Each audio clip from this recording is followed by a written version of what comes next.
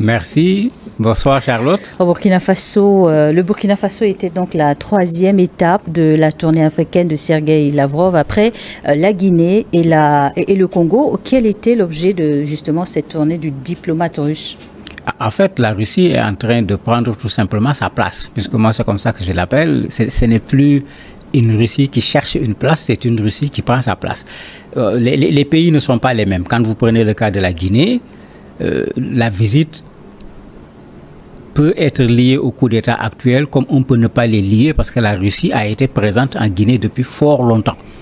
C'est ensuite, la Russie, l'Union soviétique, pour respecter l'histoire, a été présente en Guinée depuis fort longtemps. Ensuite, à un certain moment, avec les problèmes internes, c'est comme si la Russie s'était un peu désintéressée du continent africain. Actuellement, il y a ce retour de la Russie sur le continent africain qui a été davantage mis en évidence par les coups d'État du Mali, du Burkina et du Niger, mais il y avait déjà un retour de la Russie sur le continent africain.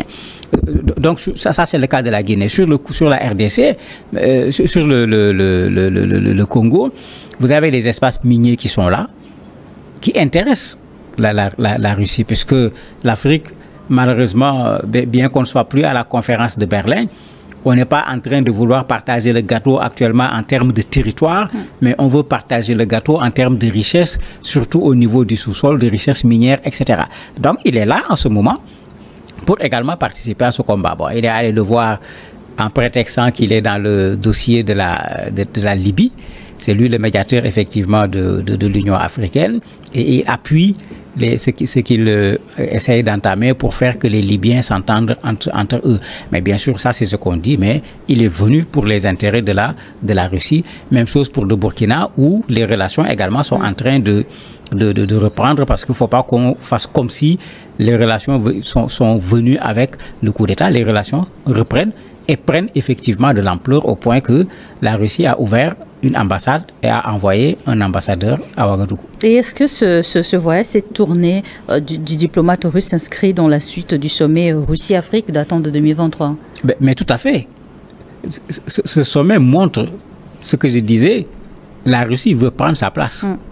Et comme tous ceux qui viennent pour prendre leur place organisent des sommets, c'est devenu la mode. Je me demande finalement même, est-ce qu'on pourra faire des sommets? Parce que chaque pays est en train de vouloir faire son sommet avec l'Afrique. J'ai toujours défendu ici qu'il faut refuser qu'on prenne nos présidents tous ensemble, amener quelque part pour discuter avec le président d'un seul pays. Parce que c'est le président d'un seul pays. L'Union africaine n'a qu'à faire le travail qu'il faut. Créer des zones de convergence sur un certain nombre de questions, le pétrole, les mines, l'or, etc., pour que quand on doit aller quelque part, au lieu que ce soit tous nos présidents qui y vont, mais qu'on délègue 2 ou 3 présidents, y compris bien sûr le président en exercice, qui viennent dire aux gens, en Afrique, voilà nos priorités. C'est la première chose. Au lieu de nous mettre à suivre les priorités des autres. La deuxième chose, désormais, la collaboration ne peut plus se faire comme cela se faisait auparavant. Si vous voulez collaborer avec nous sur le pétrole, voilà les conditions. Si c'est sur l'or, voilà les conditions. Si c'est sur le phosphate ou autres minerais dont nous disposons, voilà les conditions. Mais ça donne plus d'importance à l'Afrique et à l'Union africaine. Et ensemble, on est plus en mesure de peser sur la balance pour rétablir les relations qui actuellement, il faut le dire clairement, sont des relations défavorables pour le continent africain, quel que soit le pays étranger.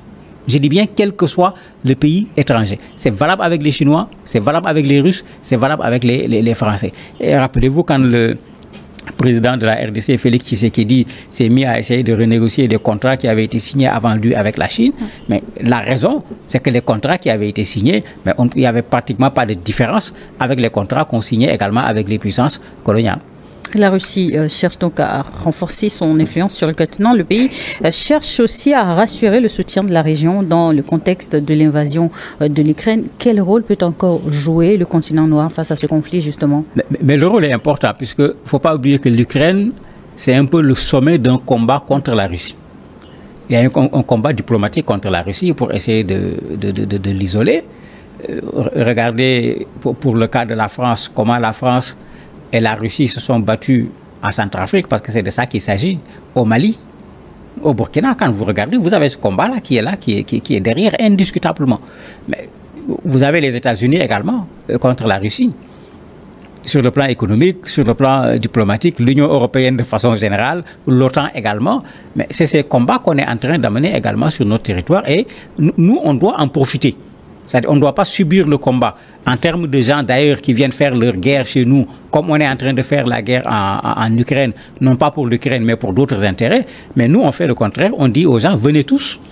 Mais comme vous tous, vous êtes intéressés, nous, on se met dans la posture de la dame qui est recherchée par tout le monde et qui se donne la possibilité de faire le choix et de poser ses conditions pour ce choix-là. À mon avis, c'est ce que l'Afrique doit faire pour profiter du fait qu'aujourd'hui, tous ces gens-là viennent, mais c'est un avantage pour le continent africain. Il faut qu'on en prenne conscience parce que c'est comme si nous-mêmes, nous ne sommes pas conscients de la richesse qui est là et du fait que dans l'avenir, tous ces gens-là comprennent qu'ils ne peuvent pas aller loin sans le continent africain. Et en même temps, la carte de l'apaisement jouée sous l'égide de l'ex-président sénégalais Macky Sall n'avait pas bien fonctionné, on se rappelle. Oui, c'est clair que l'Union africaine a fait sa démarche pour essayer d'apaiser la situation entre la Russie et l'Ukraine, mais il est clair que cette démarche ne pouvait pas peser lourdement puisque le problème, ce n'était pas entre la Russie et l'Ukraine. Ouais. Dans la visite, il fallait aller en France, il fallait aller aux États-Unis parce qu'en fait, en Allemagne, en Angleterre, c'est eux qui fournissent les armes et c'est eux qui sont derrière également le président ukrainien. Donc, comme on dit, quand il y a un conflit, il y a une main qui est derrière quand tu ne la prends pas en compte. Bon, même si tu parviens à trouver un semblant d'accord entre les deux parties, si tu quittes, la main intervient et puis vous avez l'accord qui saute immédiatement. Donc il y avait une démarche qui a été faite, qui était salutaire parce que c'est une guerre qui avait des conséquences sur le continent africain. Il est normal que l'Union africaine porte sa voix par rapport à une telle situation. Et les pays visités ont pour la plupart rejoint les BRICS dernièrement. C'est aussi un instrument qui rapproche davantage les différentes parties. Mais bien sûr, la Russie est dans un camp avec l'Inde, avec la Chine, avec l'Afrique du Sud. Mais ils vont avoir tendance à renforcer ce camp parce que de l'autre côté, les gens font exactement le même travail. Rappelez-vous quand la question de l'Ukraine s'est posée au niveau des Nations Unies, mais il y a eu un lobbying dans tous les sens, des deux côtés, pour chacun voulant amener le plus grand nombre d'États à être de son côté, parce qu'au niveau du vote, même quand l'Assemblée générale, son vote n'a véritablement pas un certain pouvoir, mais quand vous voyez tous les pays voter contre votre pays d'un point de vue diplomatique, c'est un échec. Et ça n'avait pas marché au départ parce que la Russie avait démarché un certain nombre de pays de sorte que beaucoup s'étaient abstenus, très peu avaient accepté de soutenir véritablement ce que le camp adverse avait voulu. Aujourd'hui, quand vous regardez la situation, mais la situation est en train de changer parce que la Russie est de plus en plus en relation, y compris avec des accords militaires avec un certain nombre de pays africains. Et pour terminer, quelle retombée directe après cette tournée africaine de Sergueï Lavrov pour les pays visités? Pour le Burkina, par exemple, c'est le côté militaire.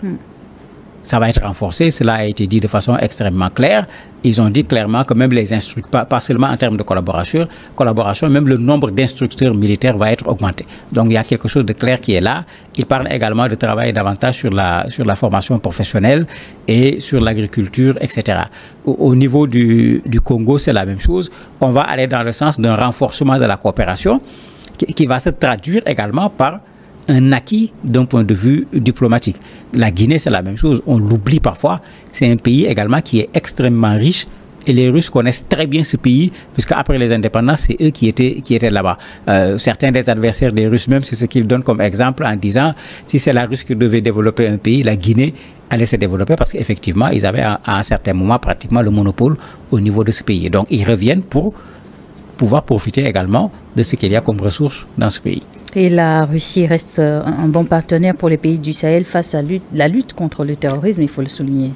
Tout à fait. Dans la lutte contre le terrorisme, indiscutablement, la relation que les pays du Sahel ont eue avec la Russie, surtout sur le plan militaire, parce qu'il y a d'autres pays quand même, la Turquie et la Chine, mais la Russie surtout, a permis aujourd'hui à ces pays de prendre l'initiative. Alors que pendant fort longtemps, c'est plutôt les groupes terroristes qui prenaient l'initiative. On a vu une montée en puissance indiscutable des armées au niveau de ces pays, ce qui a donné du résultat sur le terrain, même si le problème n'est pas encore totalement résolu. Merci, Mamadou Diouf, d'avoir accepté notre invitation. Et merci à vous également de nous avoir suivis dans Décryptage.